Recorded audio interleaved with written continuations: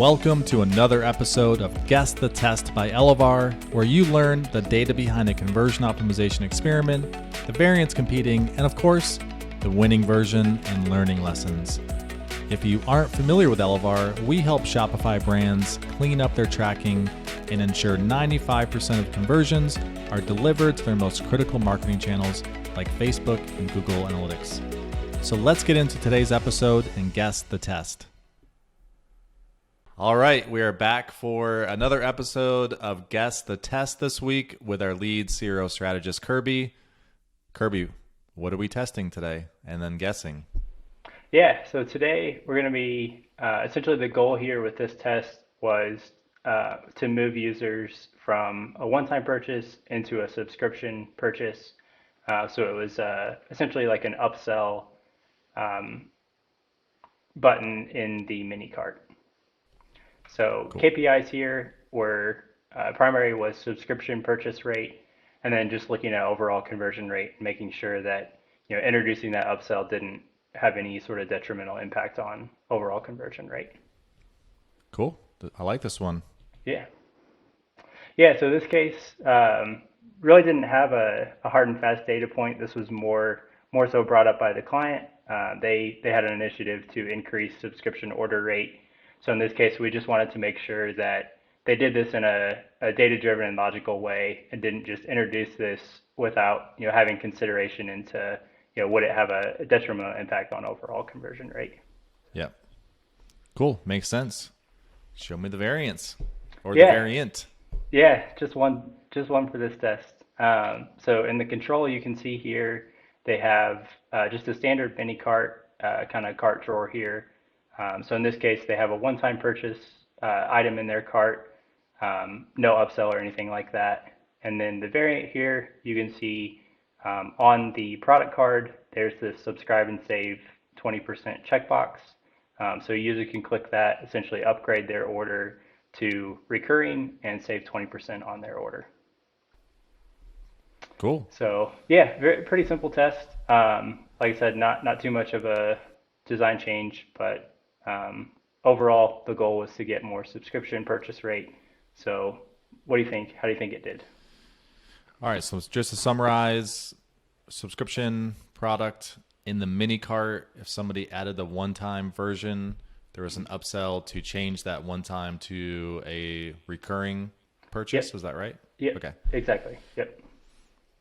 Anything in the checkout? Anything on the product page prompting the user? Or is it pretty standard, 2 radio buttons on the product page and then nothing in checkout? Yeah, exactly. Yep. So product page has, kind of the value props for, why you should subscribe. But yeah, other than that, pretty standard. And then nothing, past the cart. So Yeah.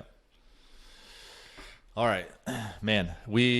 For those watching, I literally didn't know what we were covering today. My gut would say this would be a wash where there wouldn't be a winner either way. But since we're doing this on a guess a test, I'm guessing either the control or variant was a winner. So I'm going to go with the control on this one. I feel like the easy answer is the variant, just prompting the user in the mini cart. But I think just looking at other data, event data, tracking in the mini cart, just don't see users doing a whole lot. So the upsells in a mini cart, that's a common one that we see brands put in there. But what our event data that we see has very low usage. So the upsells aren't really, they're not moving the needle much. So I'm going to go with the control on this one. all right.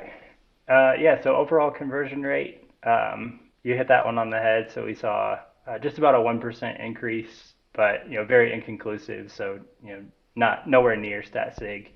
In terms of subscription purchase rate, we actually saw a 25% increase in subscription purchase rate for the variant with 100% stat sig. Wow. Yeah, so I in was this really case, wrong on this one. yeah, yeah, it really did a great job of moving users from one time into subscription purchases without Yeah. giving up overall site-wide conversion rate. So I should have asked the discount. What was the discount on the subscription? 20%. Yeah. Ooh, that's pretty high, that's compelling. higher.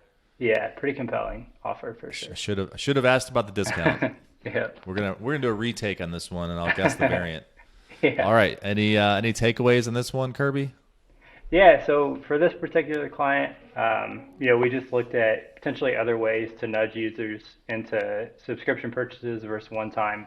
Potentially, making some adjustments with the pricing UI on the product page to make it really apparent and compelling. With the 20% offer, like you said, is a Yeah. pretty great offer for a subscription purchase. Um, Yeah. and then outside of this client, I would say, just like we dialogued a second ago, we've seen this do well for some. Obviously, we've seen it, detract for others. So this is one Hmm. that, on the surface may make sense just to add that checkbox into the mini cart and get more subscription purchases. But like I said, it can really vary in terms of performance. So Yeah. would definitely recommend testing a feature like this. Yeah. Yeah, and the other downstream metric to look at is churn. So what's the churn rate Yeah, for the cohort that if it's full time now, just keeping an eye on that yeah, exactly. Yeah. because then that could eventually fall into profitability. So if people do the subscribe and then they cancel 1 or 2 months in, then Hmm. we won't get into that math in this episode. Yeah, But all right, yeah, anything else on this one? That was a good one. I'm yeah. sure many that do sell subscriptions will be testing this right away if they are not already. Yep. Yeah, that's all we got today. All right. See ya. Yep. See you, Brad.